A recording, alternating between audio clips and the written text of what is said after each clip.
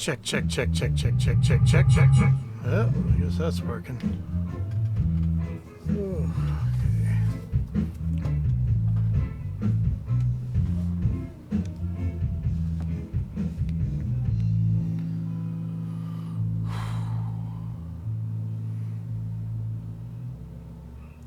no guests tonight. Okay, let's see.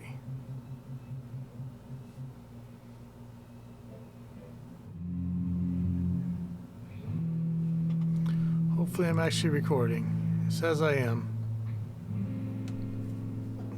Nope. Hairy Portuguese chest. I'm gonna hide that. Yuck.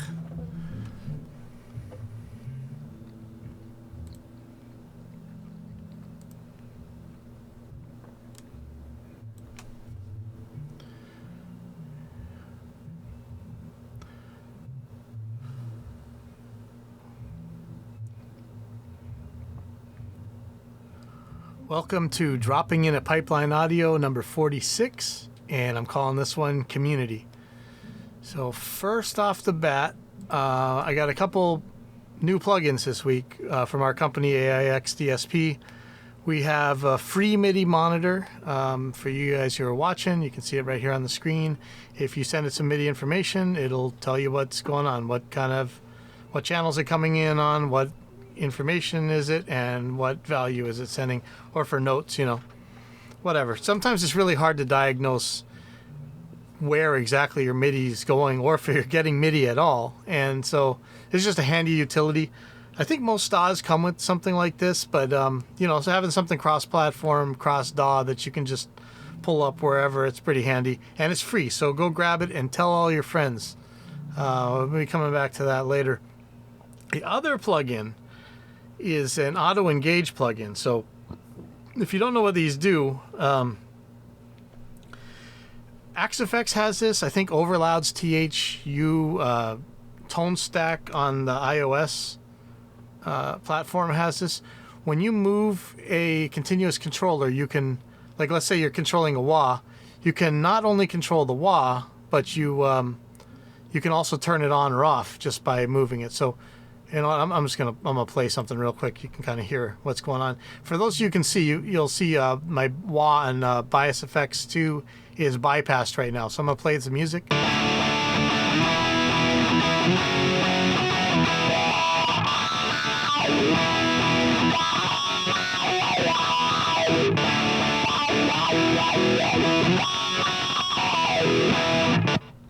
And so when you back the wah up all the way, it'll turn itself off. So it'll bypass. So you can automatically turn on and off the wah just by moving it forward a little bit. This has an on threshold and off threshold, and also a dwell control, so that you can set it kind of long, so you could really rock the wah without it turning on or off. Like here, I'll do like the electric company thing.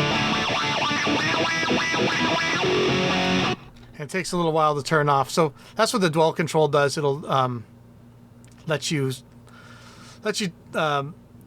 keep it from turning off just by rocking back the wah. It's also, like I said, it's got an on threshold and off threshold. It basically takes an incoming MIDI CC and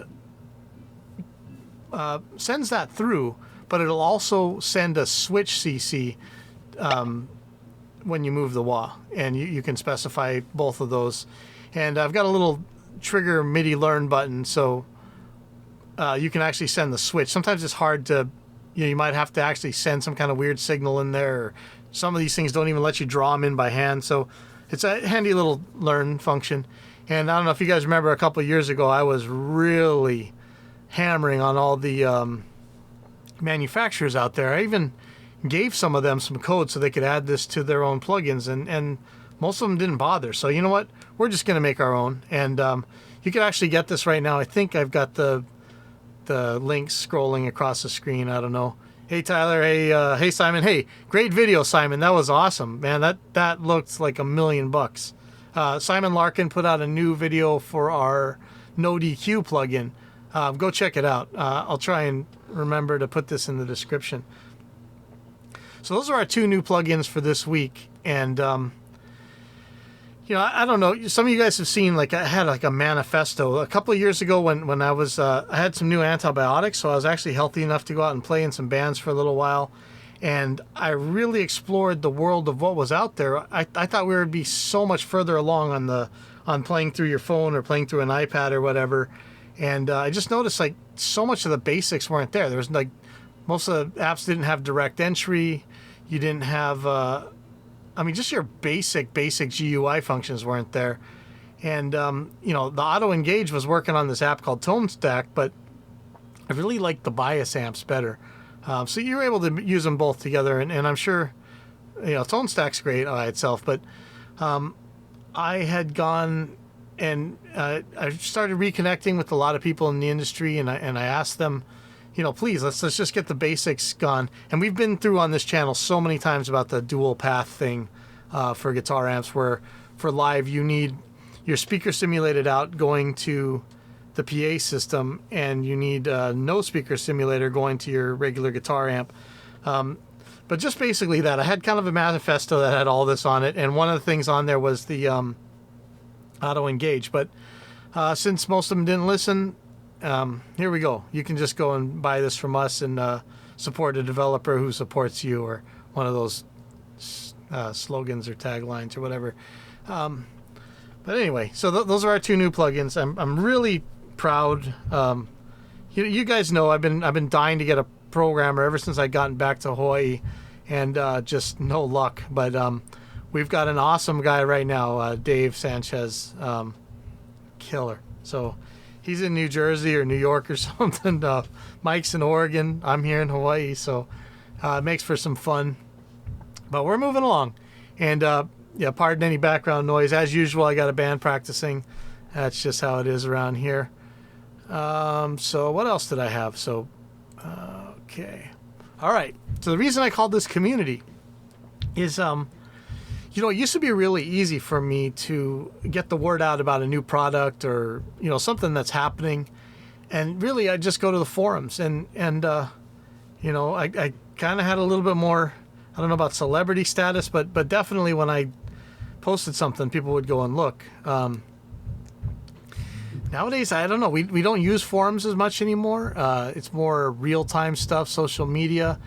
And, those kind of things can be hard to search. And we've talked about it on the show before, about how like Google and other people are making it harder to use searches anymore. The things are becoming obfuscated.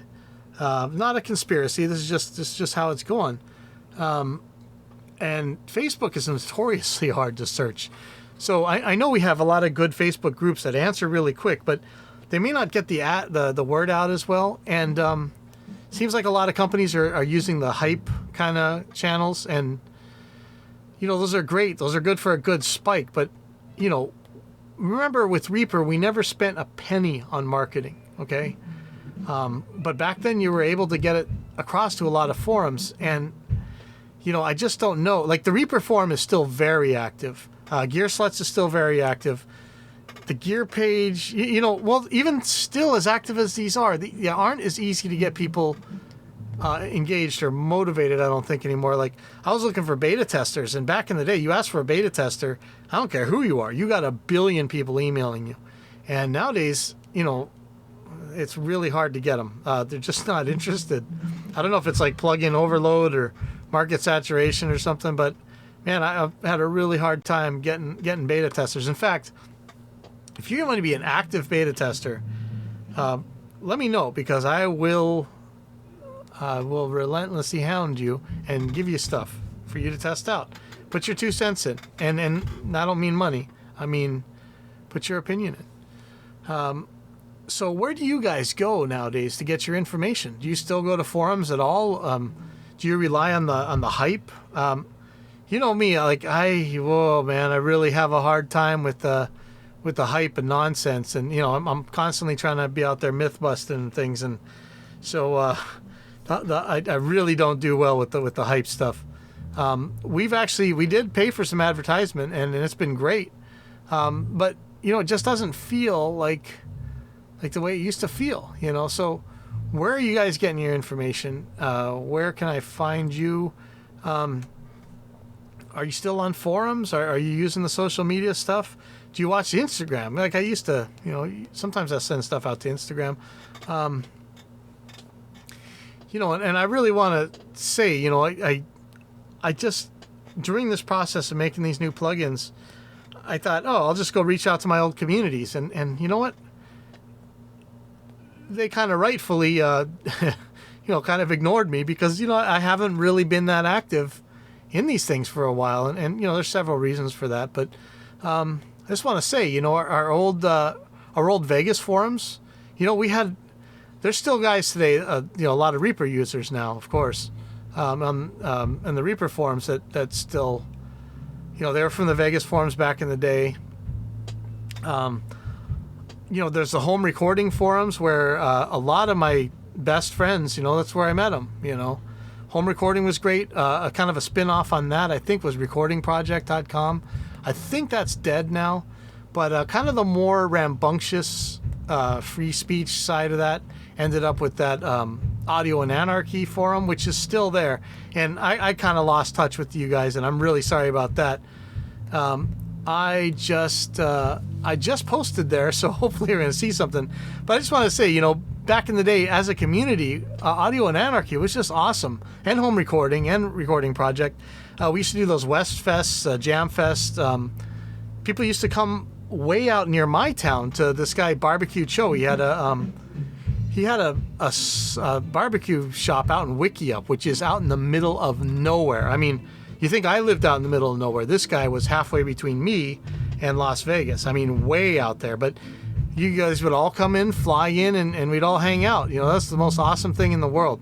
And so, Barbecue Joe, I don't know how you're doing now, but man, I miss all you guys. So let me know how to get a hold of people. Tyler's asking, as somebody new to Reaper and audio production, I found most of what I know through either forums, Reddit and Kakos, or YouTube videos. Yeah. So, how do we know with YouTube demonetizing everybody constantly and all these adpocalypses going on and them not sending your subscribers and stuff, aside from the hype guys, I don't know that you're really going to get that much information out through YouTube. I mean, I do it, but I try. And, by the way, I didn't know until just about an hour ago that for the last couple weeks, YouTube has not been actually broadcasting my videos. Actually, I don't even know if they're doing it right now, and I'm gonna go take a look right now because I don't trust it. Let's take a look. I'm gonna pop up my YouTube channel and see if we're actually going right now. Yes, we are. So thankfully that's working. But yeah, this thing was it wasn't actually broadcasting to YouTube for last couple weeks, and actually just lost a video because I forgot to hit record, and I usually just pull it off the YouTube, but nope. In fact, am I recording? Yes, I'm recording. Okay. So, but yeah, I've got to find ways to get back to all my old friends, basically, or just keep doing the paying for YouTube advertisers. But that comes and goes. I'm a little scared. Did we lose the stream? I don't know. Maybe so, maybe not. Doesn't matter. I'm recording this. Okay, so there it is. That's the community thing. I'd really like to know where to talk. So I guess Reddit. I'll go ahead Reddit. We'll see how that goes. I know Brandon Hires does that. Okay, and again, as you always know, I'm at war with all the marketing people, but not just the marketing people. I'm always at war with the people who have been targeted by the marketing people, and now are just parroting and repeating nonsense that, not necessarily good advice. Like, for instance, everybody's always telling noobs to go buy an SM7. And always, people are always saying, hey, you wouldn't be saying not to do that if you could afford one. Well, you know what? I'm talking through an SM7 right now, And, how many times I got to show you what mic preamps I have and whatever else nonsense. So that's a crap argument. Look, you don't need an SM7. We just had Vern Grainer on here the other day, and the stuff he does with Audio-Technica AT2020s, it's a $90 mic, is incredible. And what he does with those mics is better than what most of the very best people out there can do with the most expensive gear in the world. It's incredible what he's done with that mic. So stop telling noobs they need to go buy an SM7. For one thing, yeah, here, let me show you about an SM7. So I have one of these, it's like a cloud lifter type of thing, to boost the signal. These things are notoriously quiet. If you're screaming, fine. That's probably a good mic, whatever. But, come on. You don't need to spend $1 billion on a mic just to, one of them was about podcasting. You definitely don't need an SM7 for podcasting and you're brand new to it. Use whatever you can find. There's junk on Craigslist for $50. There's brand new mics for $50. So, I'm so tired of people parroting stuff, and most people can't tell the difference between most of the people telling people to go out and buy stuff. I need a word for these people. Marketeer. They're not marketers. They're victims of marketing, and they're just parroting this stuff. I need a term for that. Come up with a term, please. I'm tired of calling them marketing sheeple or whatever. Stop. Most of these guys cannot tell the difference between mic preamps. They can't tell the difference between mics. And, I've shown that really nobody's going to tell the difference between a lot of these mic preamps. And the worst is when, some guy comes on a forum and says, hey, I got a really boomy, muddy voice. And, I need something with more clarity. And then people are like, get an SM7. You know what? No. You want the exact opposite of that. Go get one of those spitty Chinese mics, the cheap ones, the MXLs, whatever, the $20 BCM mic, whatever. That's going to give you your cut, your presence, your clarity. Please stop telling noobs. This is like those absolute idiots that you'll see them in the guitar forums. They'll tell people, hey, you have to buy. A guy's actually asking, hey, what kind of, I want to get some better pickups and I have this guitar. And then you'll see these idiots tell them, hey, no, that's a mahogany guitar. You can't put that pickup in there. Look, whatever side you sit on the tone wood debate, there's no way the species of wood is going to matter to what pickup you're putting in an electric guitar playing heavy metal. Get out of here. A pickup is a motor. It really is. An electric guitar system is a motor. You're moving a metal across a winding field. It works just like the alternator in your car, except for the pickup's not moving. It's the actual string moving around it. So the magnet's not spinning around. It's the steel that's spinning around. So that's what your guitar is. It's not whether or not the wood's going to make any difference to it at all. It's going to be barely any compared to the rest of the motor. Go mount an alternator on different pieces of wood and see what kind of voltage you get on it. I mean, get out of here. So, yeah, it's the same kind of crap advice. Use what you got. Use what you can. If you really have trouble, ask how to get a better sound with what you got. And any of these guys that are telling you that you got to go spend $5,000 on a mic preamp, just ignore them. They're idiots. I offer all the time to bet my gear up against their ears and see if they're actually going to hear what they claim they're going to hear. So, and you'll see them, they'll always run away. It's always crickets. I think he's going through a hard time right now, but one of the guys who really took this on when it came to guitars was Will Galvin. And I know he's a polarizing figure or whatever, but he's a really good guy. And he's done so much for the guitar community. So, go like his channel or subscribe if you're not. I don't know if he's even doing guitar videos anymore, unfortunately. I try to keep up with him. I found out that he was into BMX when he was younger, and so I've been sending him videos and stuff, because it's not like I'm stopping riding anytime soon. So I don't know if you guys remember, Phil Zio was on a couple of weeks ago talking about a guy he called something Remington or Remington something. And this was basically a guy who was asking for advice on recording stuff and just wasn't taking it. Like, it's mostly techniques. Thankfully, it wasn't about gear. But it was mostly about how do I mix, how do I make it sound certain ways, and Phil Zio and a lot of other guys were like really helping him out, making him videos, making like extensive books worth of forum posts and stuff to give to the guy, and he just would not.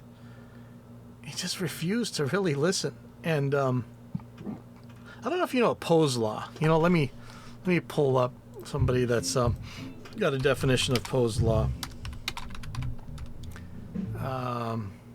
Oh god, there's a Wikipedia version. That's probably going to be like 8,000 things. Oh, no, here we go. Okay. So Poe's law is an adage of internet culture stating that without a clear indicator of the author's intent, it is impossible to create a parody of extreme views so obviously exaggerated that it cannot be mistaken by some readers for a sincere expression of the views being parodied. The original statement by Nathan Poe read, "Without a winking smiley or some other blatant display of humor, it is utterly impossible to parody a creationist in such a way that someone won't mistake for the genuine article." And all this really means is back then during the early days of YouTube, when all of the science side was on our side, we're fighting against creationists that were doing DMCA abuse and false flagging channels and cry bullying and claiming persecution and shutting down science channels for fake claims of harassment and stuff. Nowadays you see there's quite a different religion that's shutting down the science channels, and I can't even say it without getting my channel shut down.